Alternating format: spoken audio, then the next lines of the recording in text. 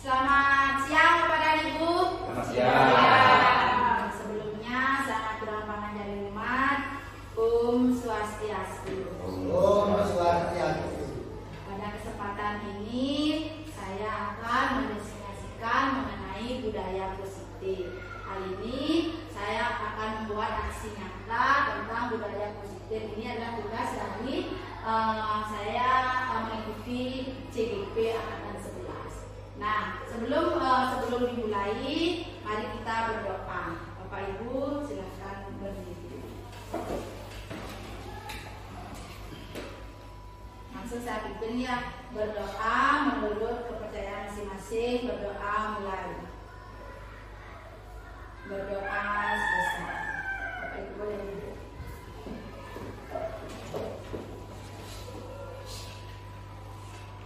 Di sini saya akan menjelaskan mengenai konsep-konsep kunci dalam modul budaya positif. Kelihatan ya. Yang pertama, perubahan paradigma belajar. Kedua, motivasi perilaku manusia. Yang ketiga, kebutuhan dasar manusia. Terus yang keempat, posisi kontrol restitusi. Kelima, disiplin positif. Keenam, nilai-nilai kebajikan. Ketujuh, keyakinan kelas. Dan yang kedelapan, segitiga restitusi. Nah, sebelum lanjut ke materi ini, sekarang saya mau ajak Bapak Ibu untuk ice breaking. Ayo Bapak Ibu boleh maju ke depan deh. Sini maju. Mana aku minum hari? Mana mereka cerita kebaris, boleh pak ngomong kebaris. Lihat kaki yang itu deh.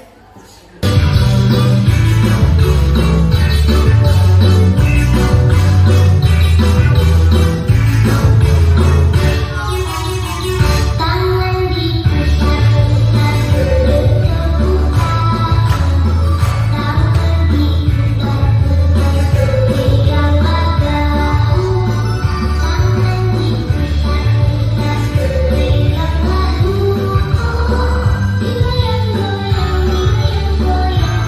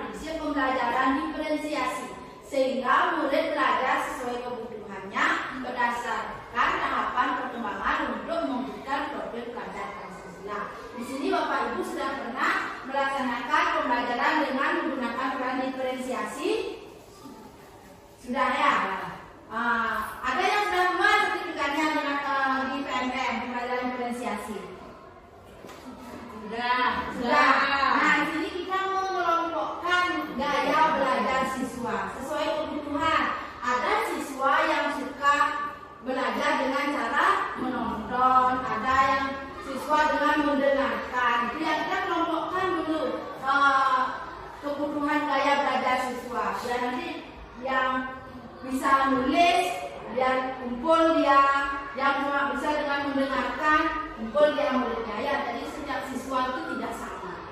Semua siswa itu mempunyai kebutuhan yang berbeda-beda.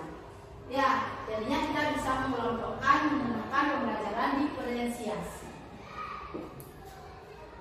Nah, di sini Anda melakukan kegiatan cobalah membuka Anda dalam mengepalkan salah satu tangan Anda. Nah, di sini materi ya. Coba Bapak Ibu kepalkan dulu tangannya. Cobalah melakukan kegiatan cobalah buka di atas hadapan kerja secara bergantian, masing-masing akan memiliki waktu 1 menit saja. Nah, sekarang coba kepalkan tangan Bapak Ibu. Coba ini Bu Sayu buka kepalan tangan ini. Buka dengan gimana? Dengan godaan, bukannya apa dengan paksaan, bukan. Coba deh. Anggap di sini nih ada sesuatu yang berharga. Bagaimana cara Bu Sayu biar dia tuh mau membuka dengan godaan? Bisa. Ini di sini ada sesuatu yang berharga. Gimana cara Bu Sayu biar jangan ini kebuka? Apakah dengan paksaan? Apakah dengan godaan? Boleh. Dengan apa? Dengan Sayu buka.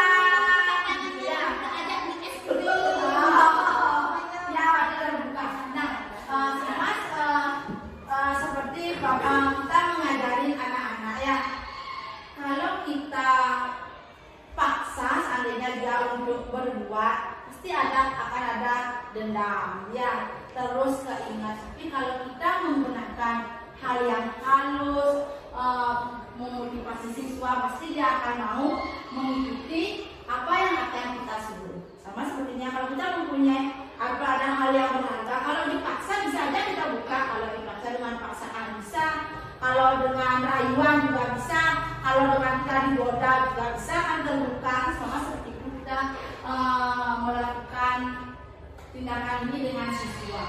Bagaimana kita bisa menumbuhkan supaya anak itu bisa dengan sendirinya mau membuka tangan ini yang ada di dalam motivasi intrinsik jadinya ya. Seperti dia datang ke sekolah, dia takut karena bakalan dihukum guru. Dia supaya saya harus masuk pagi-pagi karena memang tanggung jawab saya jadi siswa ya. Punya dia motivasi sendiri ya. Nah, miskonsepsi tentang teori kontrol. Di sini ilusi guru mengontrol murid, ilusi bahwa semua penguatan positif efektif dan bermanfaat, ilusi bahwa kritik dan membuat rasa bersalah mampu menguatkan karakter, ilusi bahwa orang dewasa berhak memaksa. Nah, sama kayak tadi, kalau dipaksa bisa juga gini ya, terbuka tangannya. Kalau dengan kritik juga bisa membuat rasa bersalah, menguatkan karakter. Dengan penguatan positif juga bisa ya.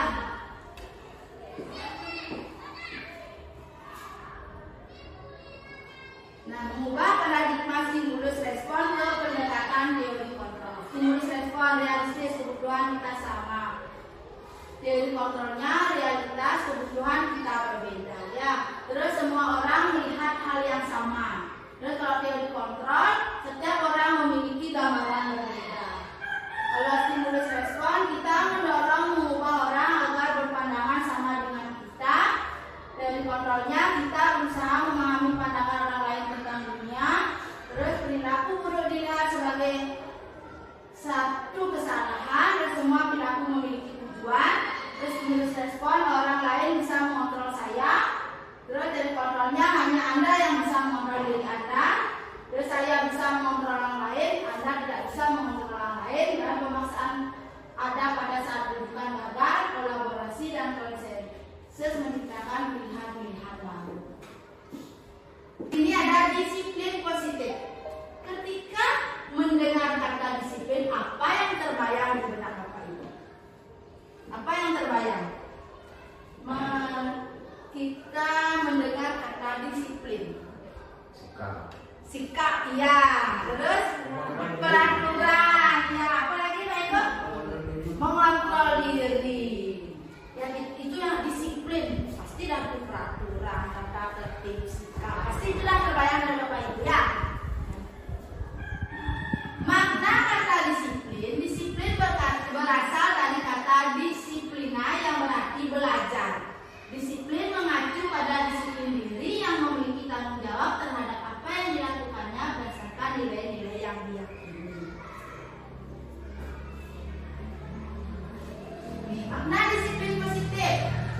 positif merupakan salah satu cara menerapkan disiplin tanpa adanya ancaman atau hukuman dan tanpa penghargaan atau reward yang bertujuan untuk menumbuhkan kesadaran dari dalam diri.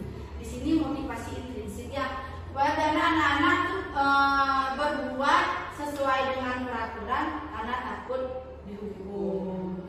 Terus ada anak-anak yang berbuat disiplin karena ingin mendapatkan penghargaan, pujian. Ya, gimana kita caranya menumbuhkan biar dari motivasi intrinsiknya dia. Oke.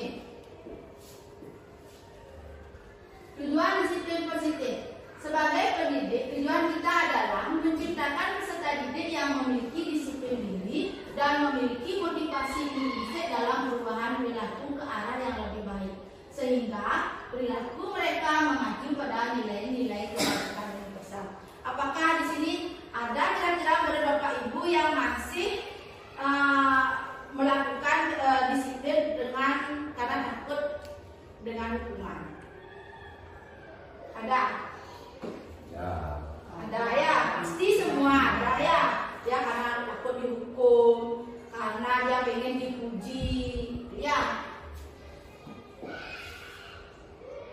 Nilai-nilai kebajikan, nilai yang disepakati bersama bersifat universal, lepas dari suku bangsa, agama, bahasa maupun latar belakangnya.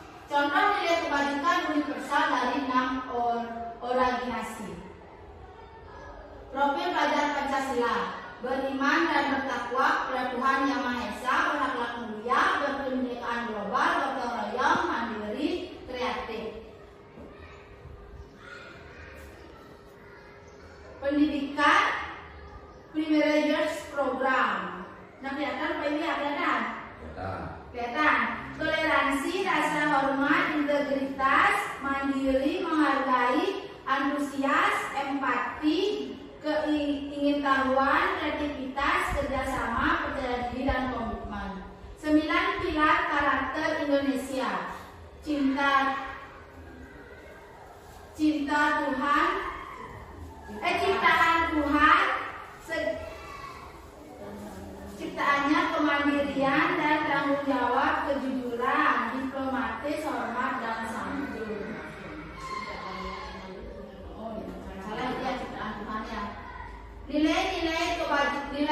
Nilai yang disepakati bersama lepas dari suku, bangsa, agama, bahasa maupun latar belakangnya.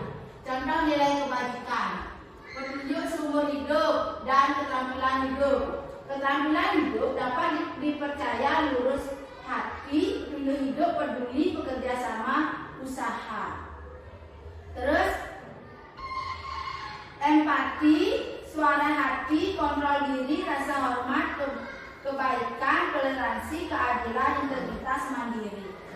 Terus yang keenam, peduli, rajin, integritas, rasa hormat, kebersihan, kesantunan, keadilan, komitmen, toleransi, percaya, dermawan, keteraturan, bersyukur, ketegasan. Beberapa institusi atau organisasi pendidikan tersebut telah memiliki nilai-nilai kebajikan yang diyakini dan disepakati bersama. Salah satunya adalah nilai-nilai kebajikan yang ingin dicapai oleh setiap anak Indonesia yang kita kenal dengan profil pelajar Pancasila. Bapak Ibu sudah tahu profil pelajar Pancasila adalah: pertama, beriman, bertakwa kepada Tuhan Yang Maha Esa, berakhlak mulia, kebinekaan global, bergotong royong, mandiri, dan bernalar kritis. Kan ada lagunya ya, coba nyanyi ya. 1, 2, 3. Belajar Pancasila, beriman dan bertakwa pada Tuhan Yang Esa, dan berakhlak mulia, berkebinekaan global, gotong royong, mandiri, kreatif, dan bernalar kritis.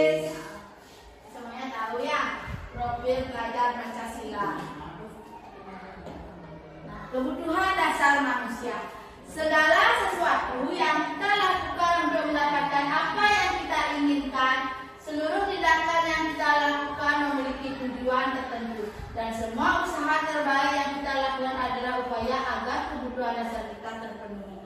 Bapak Ibu tahu kebutuhan dasar manusia apa aja? Ada kebutuhan Makan, emosional. iya, mendapatkan kasih sayang, ya, itu kebutuhan dasar manusia. Nah, semua orang akan berusaha untuk memenuhi kebutuhannya dengan berbagai cara. Bila mereka tidak bisa mendapat kebutuhannya dengan cara yang positif, mereka akan mencoba mendapatkannya dengan cara yang negatif. Ya. Nah, 5 kebutuhan dasar manusia. Di sini bertahan hidup. Ya. Berarti kalau bertahan hidup berarti kan memerlukan makan, minum, kasih sayang dan rasa diterima. Ya, dan kasih sayang dan rasa diterima. Terus penguasaan, kebebasan dan kesenangan. Ya, itu kebutuhan 5 kebutuhan dasar manusia. Oke, ada 5 kebutuhan dasar manusia ya Bapak Ibu ya.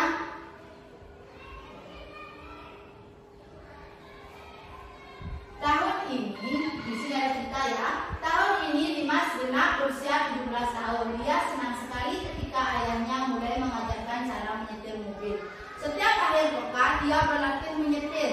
Dia terlihat senang sekali berlatih sampai akhirnya dia bisa menyetir mobil dengan baik dan lancar. Ketika ibunya bertanya pada Dimas apa yang membuat dia ingin bisa menyetir mobil, ketika jawaban Dimas adalah seperti ini, kebutuhan apa yang dia penuhi.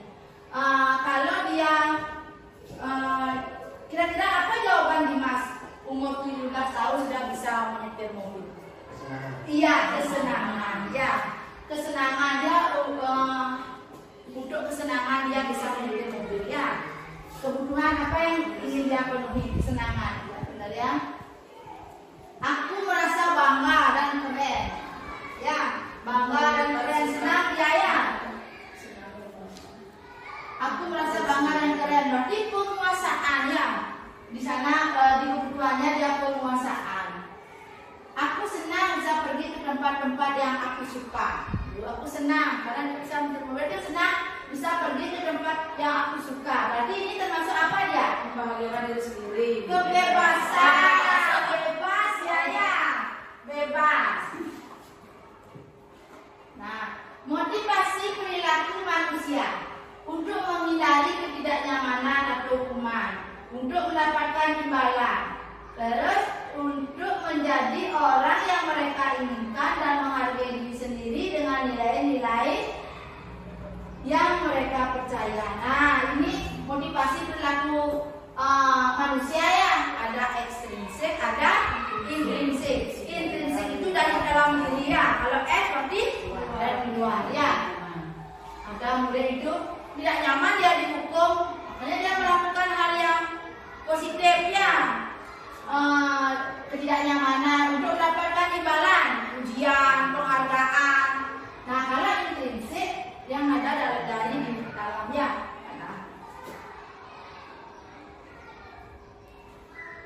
Konsep disiplin dengan identitas gagal. Hukuman bersifat tidak terencana, tiba-tiba dan satu arah. Bisa berupa fisik maupun psikis, murid merasa tersakiti. Terus kalau penghargaan hanya efektif dalam jangka waktu pendek, dapat merusak hubungan, mengurangi ketepatan, menurunkan kualitas, terakhir mematikan. Kita juga kalau memberikan penghargaan kepada siswa yang seadanya disiplin, bisa membuat diri kecemburuan tak dengan teman-teman yang lain? Bisa. Dan juga ya dengan menggunakan penghargaan. Terus hukuman itu juga kalau kita menghukum siswa, apakah bisa dendam siswanya kepada kita? Bisa ya. Konsep disiplin dengan identitas. Tidak dengan identitas sukses, tadi dengan identitas gagal ya. Konsekuensi. Penguatan jangka pendek perlu monitoring berkelanjutan, stimulus respon, murid menghormati peraturan, kehilangan waktu untuk merenungi kesalahan. Restitusi, murid bertanggung jawab untuk perilakunya, fokus pada pemecahan masalah. Jangka panjang, murid menghormati dirinya dan orang lain, dirinya memegang kontrol, murid bersemangat memperbaiki kesalahan. Nah, di sini ada konsekuensi dan restitusi. Kalau konsekuensi seandainya seperti ini ya, Pak Ibu sudah membuat sama seperti keyakinan benar. Kalau ada yang melanggar, ada yang sudah sepakati konsekuensinya, nanti kan ada bukan ada hukumannya. Kalau restitusi, ada masalah, tanyakan dulu baik-baik sama siswanya, baru buat dia menjadi bersalah dan mencari solusi atas kesalahannya. Ya, itu kalau restitusi ya. Nah, konsep disiplin pendekatan restitusi. Restitusi adalah proses menciptakan kondisi bagi murid untuk memperbaiki kesalahan mereka hingga mereka bisa kembali pada kelompok mereka dengan karakter yang lebih kuat.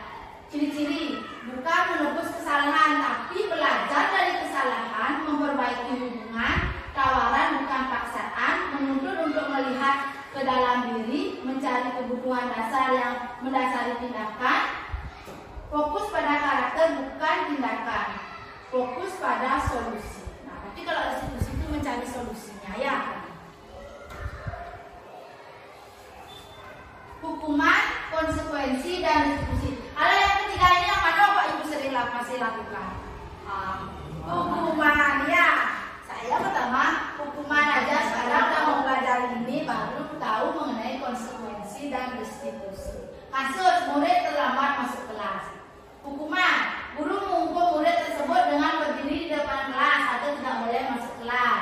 Konsekuensi, guru memberikan konsekuensi dengan mengambil jam istirahat untuk mengerjakan tugas menggantikan keterlambatannya. Kalau restitusi, guru bertanya tentang keyakinan kelas yang telah dibuat, menanyakan apa penyebabnya terlambat, membantu menyelesaikan masalahnya, dan siswa menghormati guru dan teman-teman lainnya. Itu restitusi ya. Menanyakan dulu ya apa masalahnya, berarti cari tahu masalahnya. Iya.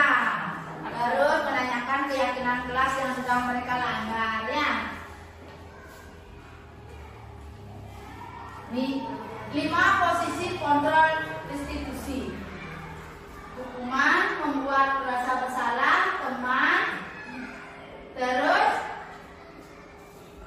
pemantau manajer. Kalau hukuman sering Bapak Ibu lakukan ya, kita pemberian hukuman. Kalau membuat rasa bersalah, bagaimana membuat siswa itu merasa dirinya salah ya, mengetahui kesalahannya. Boleh anak-anak, boleh Bapak Ibu juga menganggap siswa itu sebagai teman. Kalau dia lagi melakukan kesalahan, ya anggap dia sebagai teman. Terus memantau, kita hanya bisa memantau bagaimana sikap anak-anak. Terus menjadi manajer, bagaimana kita menjadi manajer dalam mengatasi masalah itu. Nah, di sini ada kasus ya. Coba tonton sekarang video ini, posisi penghukum ya.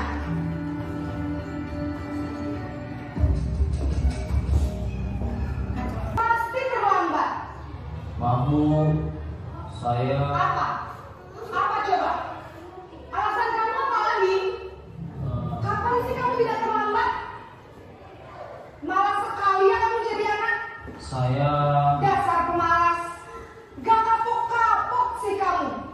Sudah berapa kali terlambat? Sana, kamu keliling lapangan basket 2 kali. kenapa saya harus keliling lapangan basket, Bu? Kenapa? Kamu melawan ibu. Berani-beraninya jawab. Sudah terlambat, masih berani jawab enggak? Sekarang, keliling lapangan basket 5 kali sekalian. Biar kapok. Cepat. Pergi sana ke lapangan basket.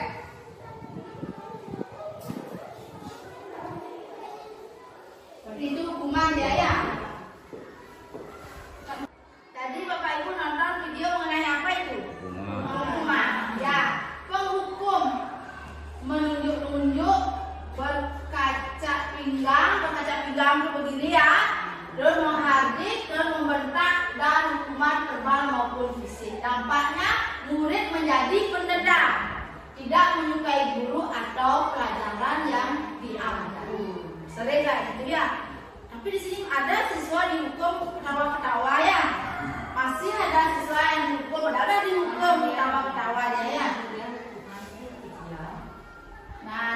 coba Bapak Ibu nonton. Posisi membuat merasa bersalah.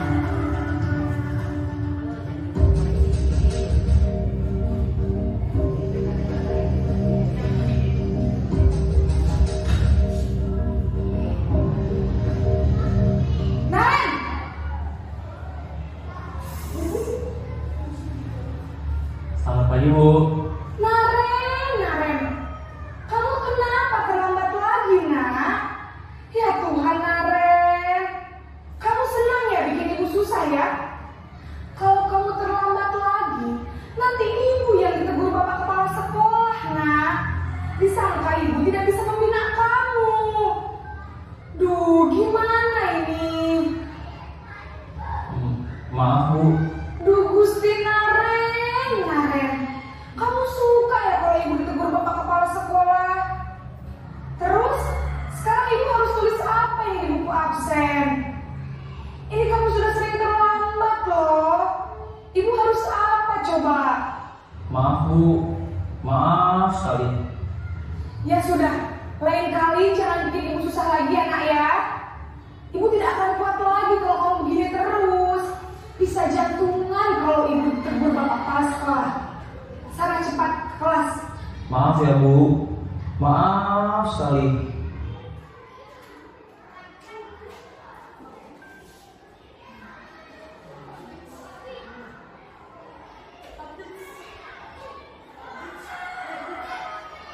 Nah, tadi membuat merasa bersalah ya.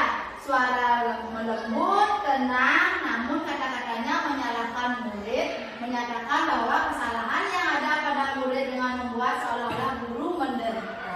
Ya, dampaknya murid merasa bersalah ya, dan juga harus rendah diri dan menarik diri dari lingkungan. Kalau seperti itu, murid pasti akan mau dia meminta maaf ya, tidak akan mengulangi kesalahannya lagi.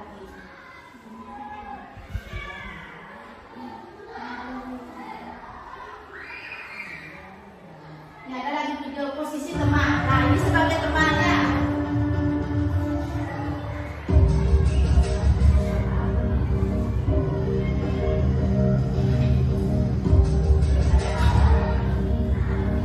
Kaki Naren ya. Naren,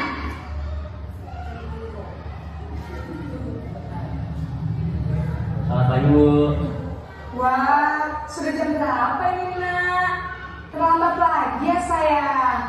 Iya, Bu. Habis ibu saya lupa bangunkan saya, Bu. Kamu malah menyalahkan ibu kamu. Kamu bukannya anak yang larinya paling kencang. Kok terlambat sih?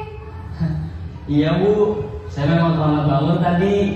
Jadi, biarpun saya lari kencang, tetap gak kekejar, Bu.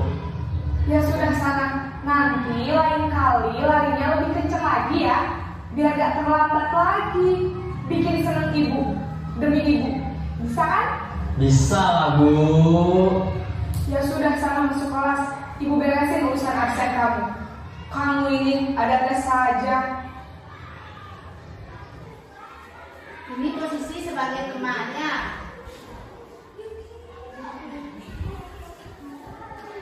Suara guru akan ramah, cenderung bersenda gurau untuk menghangatkan suasana. Murid akan merasa senang, ramah, dan akrab dengan guru. Dampaknya murid menjadi ketergantungan kepada satu orang, tidak mandiri dan tidak bisa berpikir untuk diri sendiri. Murid hanya berperilaku baik kepada orang-orang tertentu. Ada juga dampaknya ya, kita jadikan sebagai teman. Kalau ada juga murid kalau dijadikan teman, meremehkan, jadi bisa ya. Di sini terus mengenai memantau atau monitor.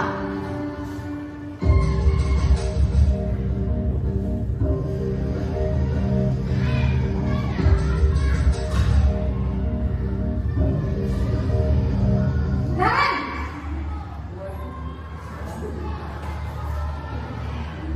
Selamat pagi, Bu. Naren, apa peraturan sekolah kita tentang jam berapa kita harus masuk sekolah, nak? Kita harus di sekolah jam 7, Bu. Iya betul, sekarang sudah jam 7.20. Naren sudah tahu konsekuensinya jika terlambat hadir. Paham Bu, saya harus tinggal kelas pas jam istirahat selama 20 menit. Iya benar, konsekuensinya demikian. Jadi nanti jam 9.30 pas istirahat, kamu harus tinggal di kelas, kerjakan tugas tambahan untuk ketertinggalan kamu, ya? Baik Bu.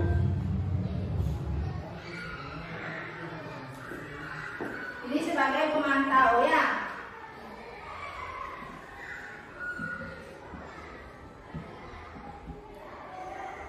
Pemantau atau monitor bersuara datar, tidak emosional, tidak bersenda gurau ataupun menggunakan suara bernada tinggi, tercipta identitas diri positif atau berhasil guru mengarahkan murid berdasarkan peraturan dan konsekuensi. Dampaknya, murid akan menghitung konsekuensi dan hadiah tanpa memahami sepenuhnya nilai kebajikan yang dituju. Murid tidak sepenuhnya mandiri.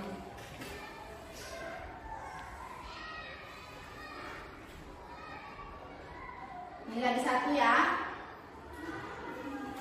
Sebagai apa sekarang yang terakhir? Sebagai manajer ya.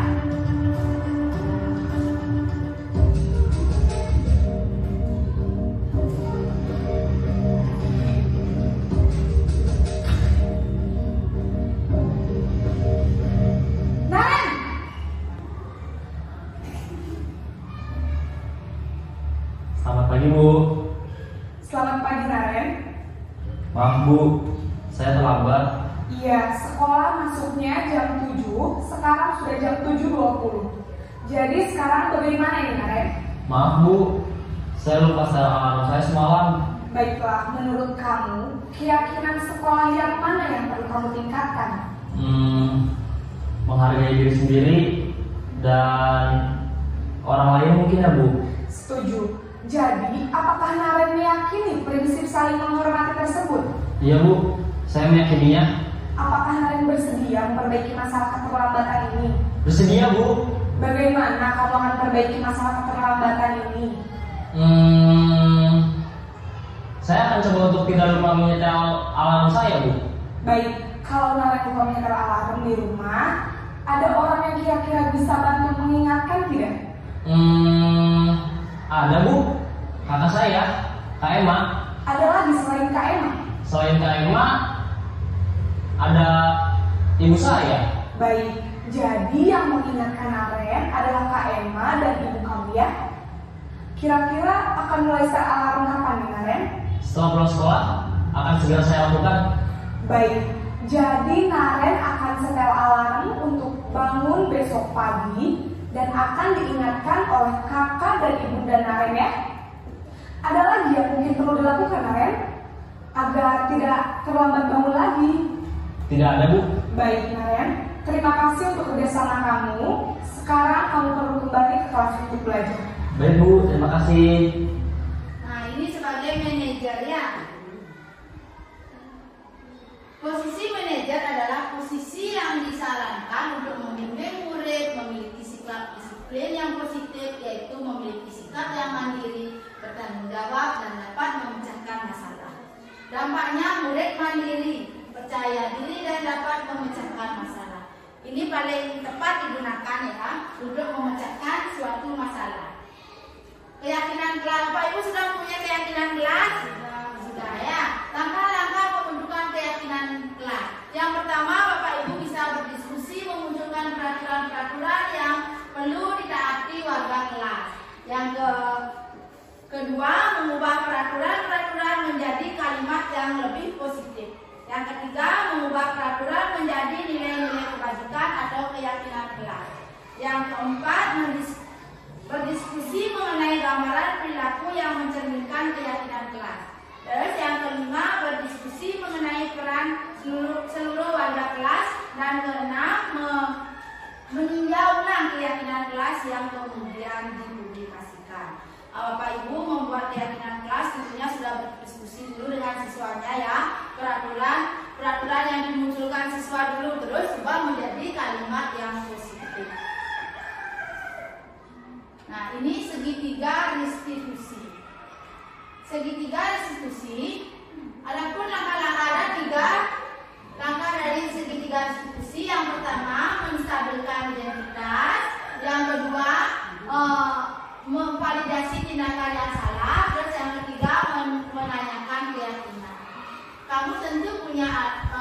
tentu punya alasan mengapa melakukan itu. Terus adakah cara yang lebih efektif untuk mendapatkan apa yang kamu butuhkan?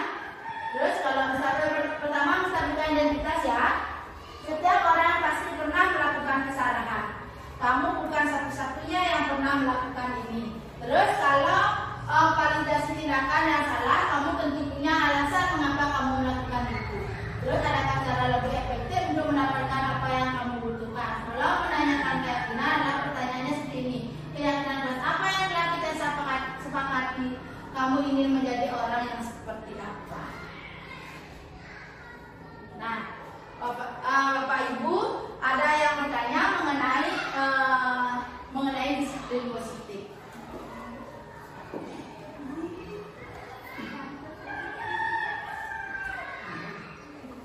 Ayo Bu Sayusina, ada masalah? Ya, terima kasih. Nah, apa yang saya dengarkan dari penjelasan tadi, ada yang saya ingin tanyakan, yaitu apa langkah-langkah dalam segitiga risiko jika ada siswa terlambat datang ke sekolah? Ini mengenai siswa yang terlambat datang ke sekolah, bagaimana tahapan langkah menggunakan segitiga risiko? Ya, tadi sudah ada juga di Naren ya, di manajer ya. Di manajer tadi juga ada videonya. Yang pertama kita menanyakan dulu, menstabilkan identitas seperti gini. Siapa muridnya Ibu yang terlambat? Yudi. Oh, Yudi ya. Yudi, kenapa kamu terlambat?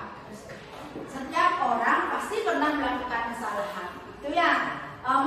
Menstabilkan dulu identitasnya biar dia juga tidak emosi kalau langsung ditanya mengenai dia terlambat. Terus semua kembalikan kepada diri kita.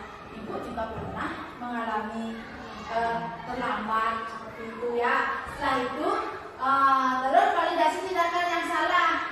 Bertanya alasan apa yang membuat Yudi itu terlambat.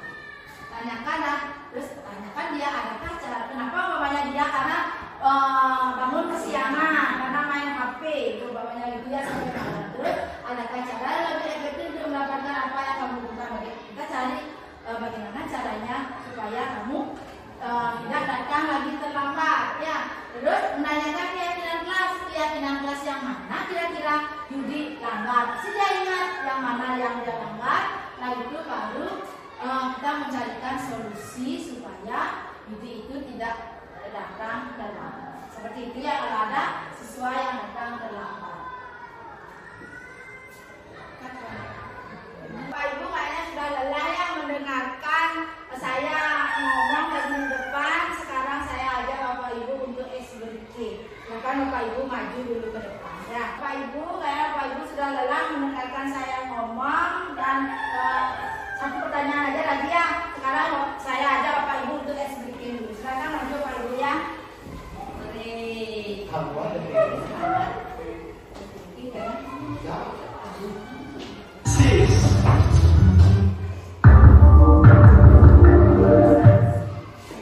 Siapa yang mau memimpin di depan SBK? Pak Komang. Daripada si Pak Komang. Ayo. Ya.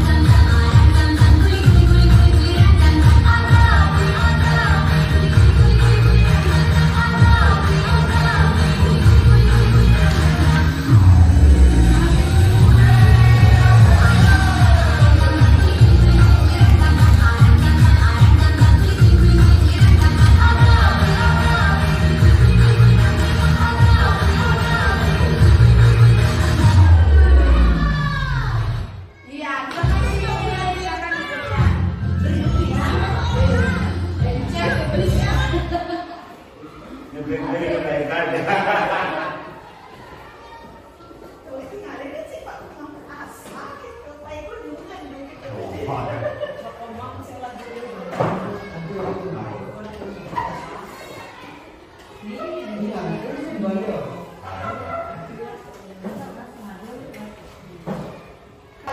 di sini saya membuat video yang mengenai penerapan segitiga diskusi kepada siswa yang bertengkar di kelas. Nah, dengarkan ya. Kenapa bisa? Oh begitu, bisa saja kamu marah. Ibu kalau berada di posisi kamu pasti melakukan hal yang sama. Lalu apa yang kamu lakukan kepada Sastra?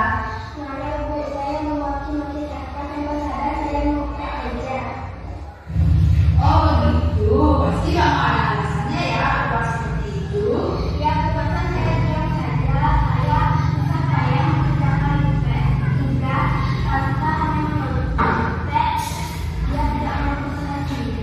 Nah, karena kamu merasa marah, tidak rela kamu dipakai oleh Sastra.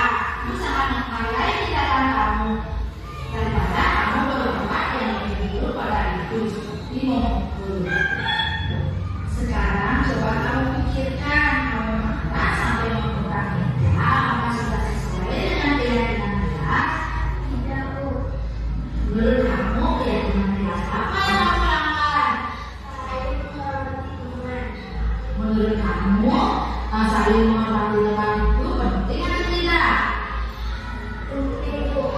Baik, jadi jika itu penting, sekarang keyakinan kelas apa yang akan kamu lakukan jika kamu sedang marah?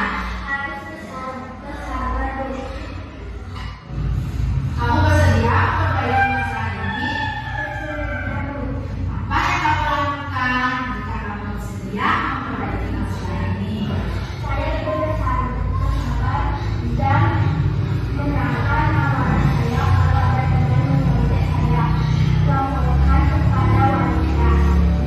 Pas sekali tindakan kamu, tak semangat ya. Sekarang kembali ke kelas.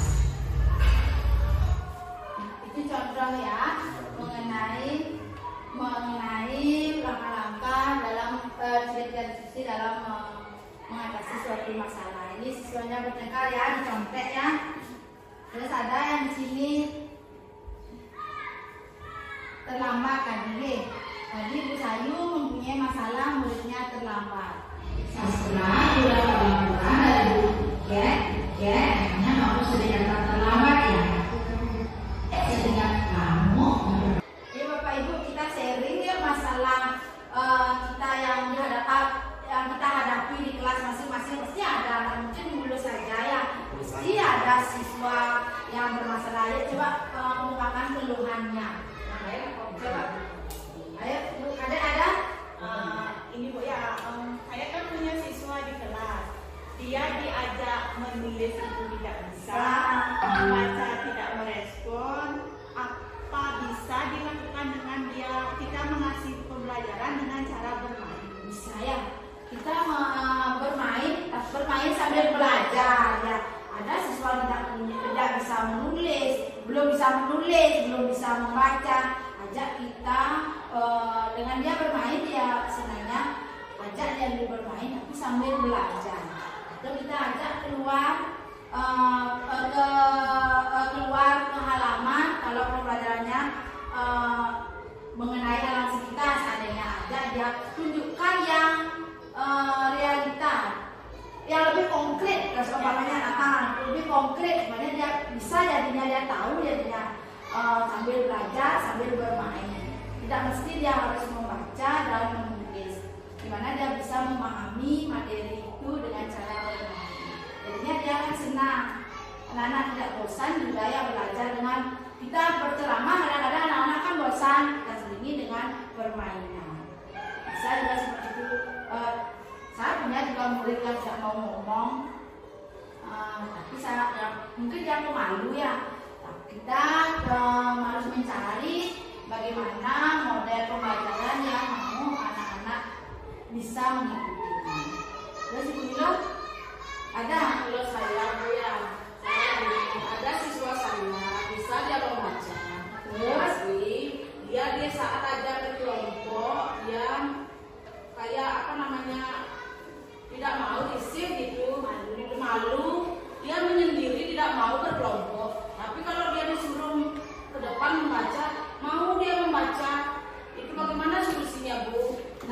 berarti dia tidak mau gabung dengan temannya. Apakah dia ada? Tapi sudah saya tanyakan tidak ada kendala apa dengan temannya gitu.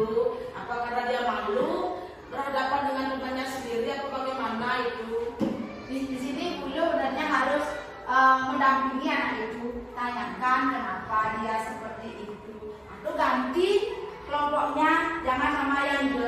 Sudah seperti itu. Ganti dia kelompoknya, terus tanyakan dulu kenapa, apa penyebabnya dia tidak mau berkelompok, padahal harus berkelompok sebenarnya ya. Tanyakan apa, pasti ada alasannya supaya dia mau berkelompok, atau cari teman dekatnya dia, itu dia diajak berkelompok ya, supaya pembelajaran ini bisa berjalan.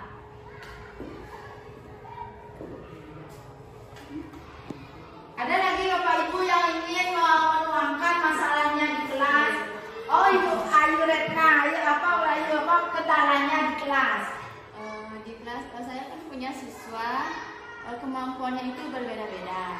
Yang satu itu sudah bisa lumayan kemampuannya, terus yang satu belum bisa mengikuti. Tapi yang belum bisa itu tidak mau ikut belajar dengan kemampuannya, tapi ingin sama pelajarannya seperti murid yang sudah bisa itu. Bagaimana solusinya?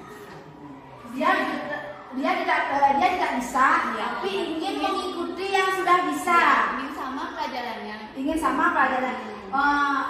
Bu Ayu bisa menggunakan pembelajaran berdiferensiasi ya, materinya sama, makanya dia tidak bisa dia membaca, suruh dia menunjukkan. Berarti Bu Ayu harus membuat media pembelajaran yang bisa dia tunjuk. Seandainya pelajaran apa Bu Ayu umpamanya diajar bahasa Indonesia tentang apa, buatkan dia medianya, dan dia bisa menunjuk. Kalau dia tidak bisa membaca, dia menunjukkan dia ke depan. Atau Bu Ayu bisa dengan menonton video, nanti seluruh anak-anak itu menceritakan, tidak dengan menulis.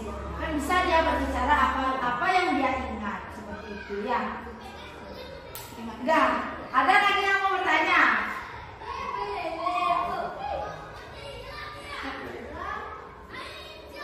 Bapak Ibu tadi kan sudah berdiskusi mengenai masalah-masalah yang Bapak Ibu hadapi di kelas.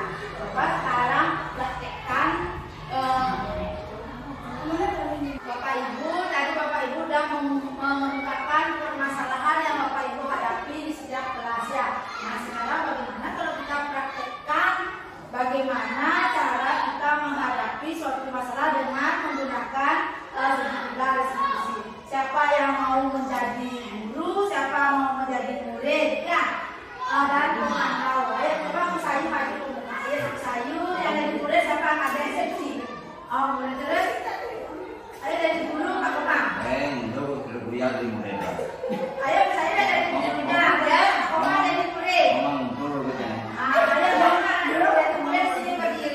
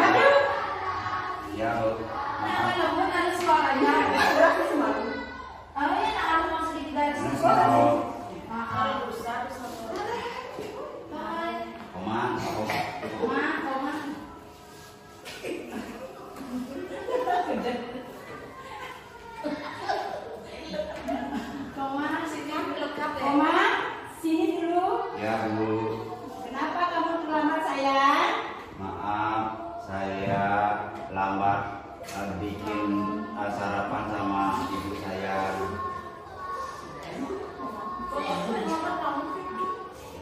Membuat kesalahan itu wajar. Ya, Komang, membuat kesalahan itu wajar. Tadi Komang bilang membuatkan ibu sarapan. Nanti lain kali jangan bikin ibu kesal lagi ya. Ya Bu. Solusinya apa? Apa yang akan lakukan? Keyakinan kelas mana yang Terus Komang kan tahu kemarin sudah ada keyakinan kelas. Keyakinan kelas mana yang kamu langgar, Komang? Kurang disiplin saya Bu. Kurang disiplin. Kalau kurang disiplin itu baik apa tidak? Ya, kurang baik Bu. Ya kalau baik nanti jangan lakukan itu lagi ya Komang. Ya Bu. Lagi keselamatan tidak boleh keselamatan. apa yang Komang lakukan? Apa yang bisa kamu lakukan Komang biar tidak terlambat di sekolah lagi? Saya berjanji saya tidak akan lambat lagi. Saya bangun pagi-pagi, kemudian dulu ibu saya mengucapkan mengenai sarapan saya lebih awal lagi. Ya bagus kalau begitu Komang juga senang, ibu juga senang. Ya terima kasih Bu. Ya salim salim. Tepuk tangan ya. Nah sekarang kita begini begini gimana? Sudah sesuai dengan tahapan begini dari institusi. Sudah ya pertama menanyakan ya. Sebenarnya tak ini sebenarnya panggil Komang. Ini kenapa kamu tahu ibu panggil? Itu sebenarnya ya. Tanyakan ya nanti dipanggil Komang. Udah tahu ibu panggil ini kenapa? Tidak tahu. Sini dia nanya. Jangan langsung dia bawa dia ke kamar. Ya. Berarti kalau menstabilkan identitas sudah. Yang kedua membuat merasa bersalah. Bagaimana orang merasa bersalah karena rekan selama. Dan ketiga mencarikan solusi dan menanyakan keyakinan kelas yang sudah diterima. Ya.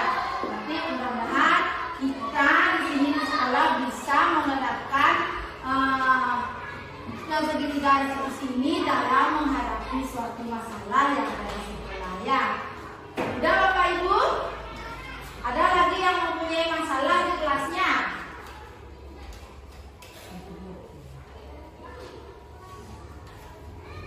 Ada Bapak Ibu?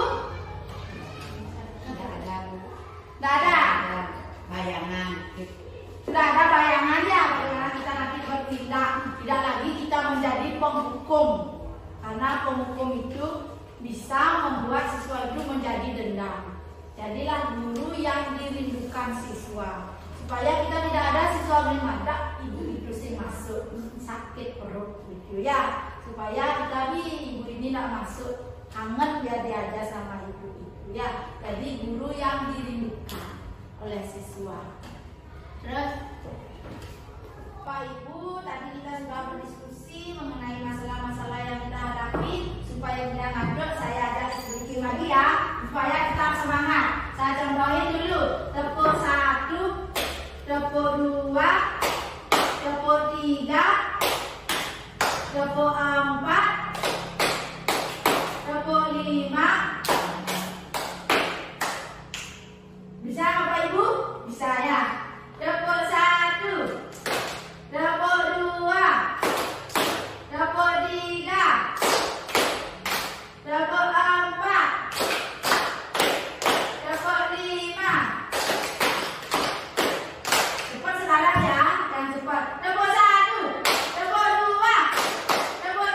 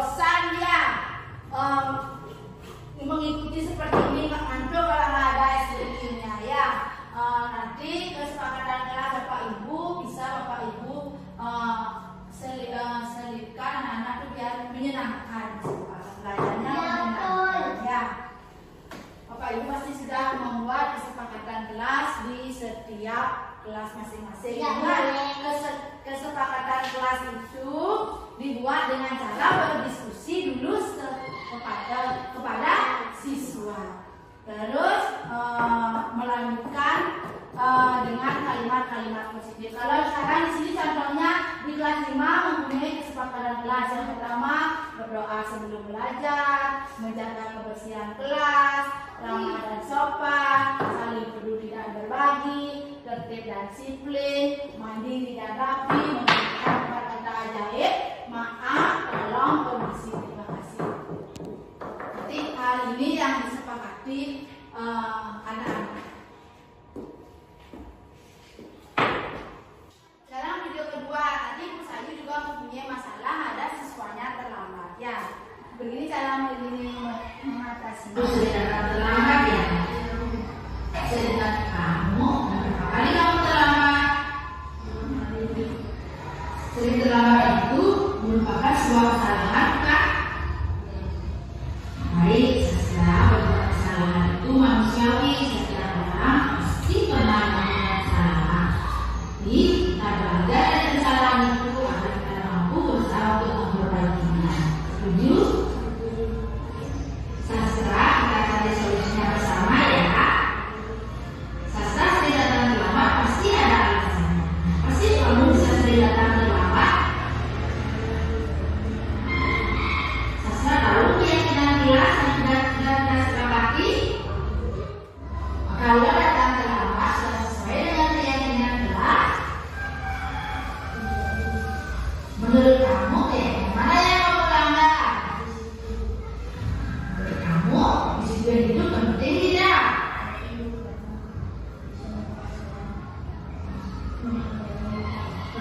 Ya betul. Menghargai waktu itu sangat bermanfaat untuk kita dan orang lain.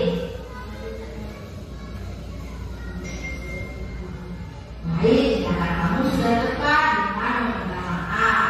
Sekarang apa yang kamu lakukan agar kamu tidak datang terlambat lagi?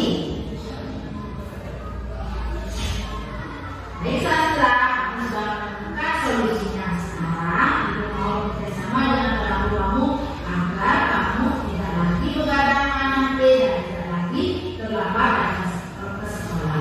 Sekarang kamu kembali ke kelas ya.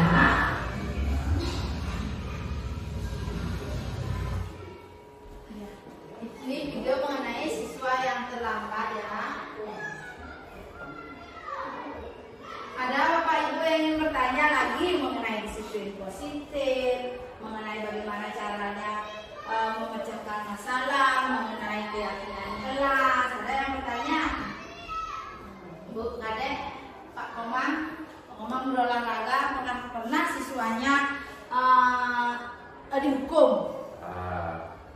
Kami sebagai olahraga sering atau peserta saya mengalami suatu melanggar disiplin, terutama dia lupa membawa pakaian olahraga.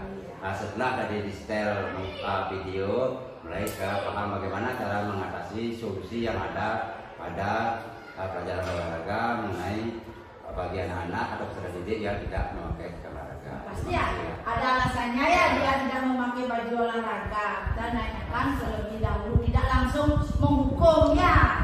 Kita tanyakan kenapa anak itu sampai tidak memakai baju olahraga. Pasti dia ada alasannya. Bagaimana kita menstabilkan identitas anak tersebut. Lalu baru kita membuat anak itu merasa bersalah. Yang ketiga baru mencarikan solusinya. Sudah sekarang kita di sekolah ini tidak lagi menghukum ya. Kita menggunakan cara segitiga distribusi atau manajer. Nah, ada lagi yang bertanya Pak Ibu? Tidak. Sudah pas? Sudah. Terima kasih Bapak dan Ibu sudah ikut di sini destinasi budaya positif. Saya ucapkan terima kasih dan sekian yang bisa saya sampaikan. Ada yang kurang, saya minta maaf. Nanti kita sama-sama lagi meninjau bagaimana keyakinan kelas yang sudah kita buat untuk menjadi keyakinan sekolah kita juga ya. Kalau ada siswa yang terlambat kita bisa mengatasinya. Dan saya